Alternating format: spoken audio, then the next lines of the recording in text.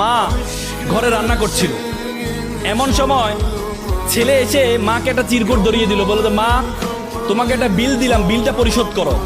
মা বললো যাও তো, আমি কাজ করছি। বলছে না মা, তোমাকে একটা বিল দিলাম, বিলটা পরিশোধ করো। মা কাগজটা খোলার পর দেখলো ছেলে লিখেছে যে মা তুমি রান্না করার সময় বিভিন্ন সময় আমাকে বিভিন্ন জিনিস আনতে বলো, এটার জন্য 100 টাকা বিল। তুমি আমাকে গাছে পানি দিতে বলো, এটার জন্য 100 টাকা বিল। তুমি মাঝে মধ্যে দোকানে পাঠাও, এটার জন্য 100 টাকা বিল। মা এটা দেখে দাঁড়ানো অবস্থা থেকে বসে যায়। বসে যাওয়ার পর বাবা তুমি লিখেছো?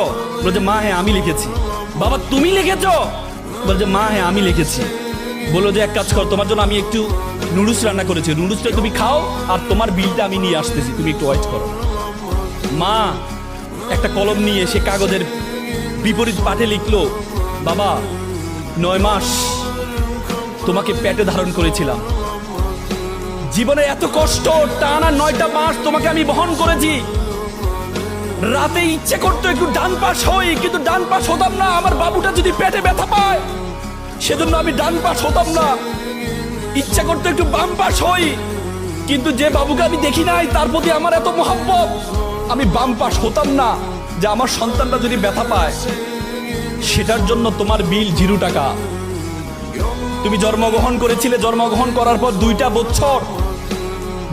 বছর যে পরিমাণ ঘুম ভেঙেছে আমার, যে পরিমাণ প্রায় 6 মাস টানা, 6 মাস পরিমাণ ঘুম আমি ঘুমাই নাই আমার সন্তানের জন্য, সেটার জন্য বিল 0 টাকা। তুমি পিঠা পছন্দ করতা, ওই দিন পিঠা রান্না করেছিলাম তোমার জন্য, পরিবারের সকলে পিঠা খেয়েছে। সর্বশেষ একটি পোড়া পিঠা ছিল, সারাদিন কিছু খাইনি, চিন্তা করেছিলাম পিঠাটা খাবো। তুমি বাইরে থেকে দৌড়িয়ে এসে বললাম মা এটা কি অন্য পিঠা, এই পিঠাটা আমি খাবো। আমি তোমার দিকে একটু তাকিয়ে আমার সন্তানের হাসি দেখে নিজের পেটের মধ্যে যে খিদা আছে সেই খিদার দিকে আমি তাকাইনি, সে খিদার দিকে আমি তাকাইনি, আমি তোমাকে সেই পিঠাটা দিয়ে দিয়েছিলাম। তুমি খাচ্ছ, আমার অন্তরের যে বাসনা, অন্তরের যে ভালোবাসা আমি প্রকাশ করতে পারিনি, সেই বিলের জন্য তোমার জন্য 0 টাকা।